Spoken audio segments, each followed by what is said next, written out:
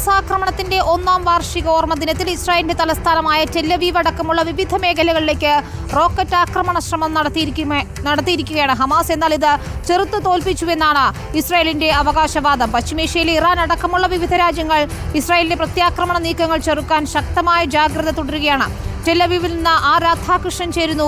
വിവരങ്ങളുമായി Radhakrishnan, America, France അടക്കമുള്ള രാജ്യങ്ങൾ യുദ്ധോപകരണങ്ങളും വെടിക്കോപ്പുകളും നൽകുന്നത് നിയന്ത്രിക്കാൻ നടത്തുന്ന ശ്രമങ്ങളെ ഇപ്പോൾ പ്രതിരോധിക്കാൻ ശ്രമിക്കുകയാണ് ഇസ്രായേൽ. ഒരു ബോംബ് നിർമ്മിക്കാനുള്ള ഒരു ഫാക്ടറി തന്നെ ഇപ്പോൾ പ്രഖ്യാപിച്ചു കഴിഞ്ഞിട്ടുണ്ട്. യുദ്ധം കൂടുതൽ കടുക്കുകയാണ്. കുരുതിക്കളം തന്നെയാണ് പശ്ചിമേഷ്യ ഇപ്പോഴും, അല്ലേ?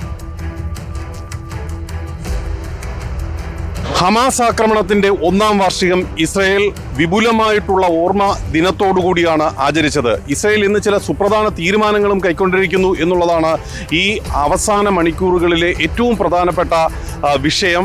അതിൽ ഏറ്റവും പ്രധാനപ്പെട്ട തീരുമാനം എന്ന രീതിയിൽ ഇസ്രായേൽ കൈക്കൊണ്ടിരിക്കുന്നത് അമേരിക്ക, ഫ്രാൻസ് അടക്കമുള്ള രാജ്യങ്ങൾ യുദ്ധം കൂടുതൽ ശക്തമാകുന്നത് ഒഴിവാക്കാൻ വേണ്ടിയിട്ട് എടുത്തിരിക്കുന്ന തീരുമാനങ്ങളെ പ്രതിരോധിക്കാനായിട്ട് ഫ്രാൻസ് കൈക്കൊണ്ടിരിക്കുന്ന തീരുമാനങ്ങളാണ്. അതിൽ ഏറ്റവും പ്രധാനപ്പെട്ടത് എയർഫോഴ്സ് വിമാനങ്ങൾക്ക് ആവശ്യമായിട്ടുള്ള ബോംബുകൾ നിർമ്മിക്കാൻ വേണ്ടിയിട്ടുള്ള ഒരു ഫാക്ടറി നിർമ്മിക്കാനായിട്ട് ഇസ്രായേൽ തീരുമാനിച്ചിരിക്കുന്നു എന്നുള്ളതാണ്. ഇത് അമേരിക്കയിൽ നിന്നാണ്. സാധാരണഗതിയിൽ എയർഫോഴ്സ് വിമാനങ്ങളുടെ ബോംബുകൾ എത്തിക്കുന്നത് അമേരിക്കയിൽ നിന്നാണ്. അമേരിക്ക ഇത് നൽകുന്നതിൽ ഇപ്പോൾ കാലതാമസം വരുത്തുന്നു എന്നുള്ളതാണ് ഇസ്രായേലിൻ്റെ ഭാഗത്തു നിന്നുള്ള വിലയിരുത്തൽ. ഇസ്രായേൽ വ്യക്തമാക്കുന്നത് തങ്ങളുടെ നിലപാടിൽ യുദ്ധം കൂടുതൽ മേഖലകളിലേക്ക് വ്യാപിപ്പിക്കും എന്ന നിലപാടിൽ നിന്ന് പിന്നോട്ടില്ല എന്നുള്ളതാണ്.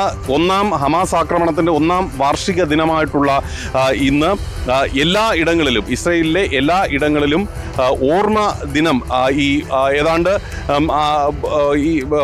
10 മേഖലകളായി തിരിച്ച് വിവിധ മേഖലകളിൽ അതിൻ്റെ ഓർമ്മദിന ആചരണങ്ങൾ നടന്നു.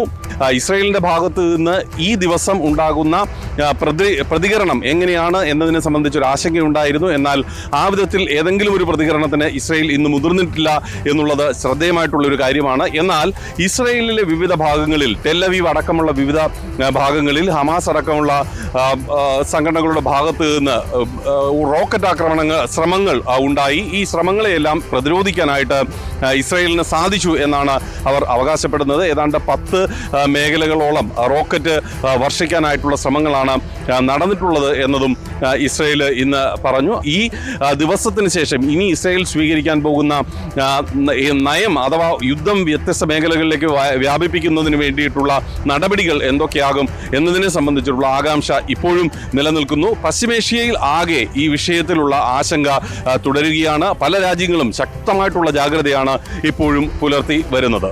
ശരി, ടെല്ലവീവിൽ നിന്ന് ഞങ്ങളുടെ പ്രതിനിധി രാധാകൃഷ്ണനാണ് വിവരങ്ങൾ നൽകിയത്. ഏതായാലും കനത്ത ജാഗ്രത തന്നെയാണ് ഇസ്രായേലിലെമ്പാടുമുള്ളത്.